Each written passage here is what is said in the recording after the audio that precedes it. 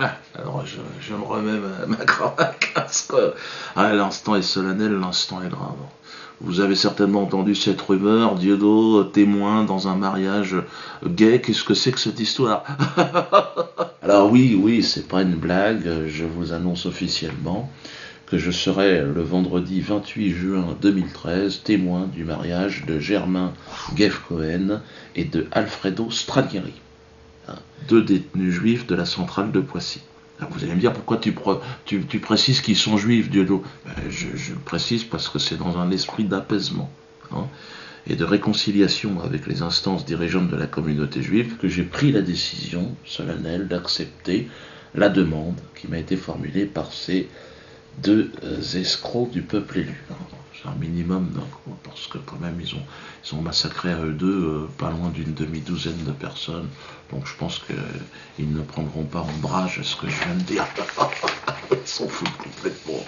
Certes, alors le mariage pour tous, vous allez me dire, Dieudo, certes, comme une très grande majorité de Français, j'ai pu un temps manifester quelques réserves sur ce grand projet de société que fut le mariage pour tous. J'ai pu mesurer dans les rues de Paris la virulence contagieuse de l'opposition à ce projet de loi.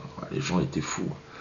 Ils étaient des millions, il y en avait partout. Et on n'en veut pas. Allez vous enculer à l'Assemblée, laissez-nous tranquilles. Là, c'était certainement excessif. En tout cas, aujourd'hui, respect doit être rendu à la loi, qui a été voté à l'Assemblée, au Sénat, bientôt validé par le Conseil constitutionnel. Donc il faut se soumettre. Moi, je me soumets à la décision de nos maîtres. Nous ne sommes rien, nous ne sommes que des gens qui devons écouter et faire ce qu'on nous dit. Nous devons écouter le Parlement français, nous devons nous soumettre à la très prophétique morale laïque, dont le mariage pour tous est l'enfant, j'ai envie de dire. Morale laïque, guide-nous vers la lumière. Ô toi, morale, guide-nous, c'est important.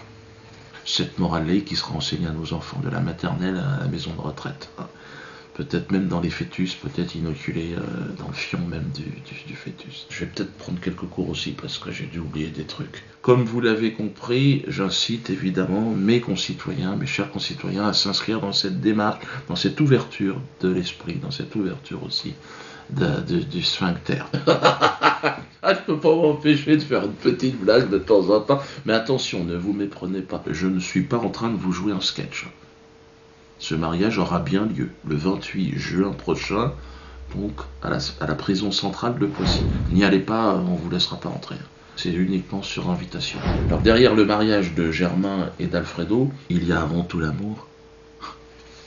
L'amour sincère, l'amour d'un homme pour un autre homme, l'amour devant lequel chacun s'incline. Ces deux âmes sœurs, au parcours certes chaotique, ont su se trouver dans un univers particulièrement hostile, celui de la prison, où, je vous le rappelle, l'homosexualité n'est pas toujours bien comprise.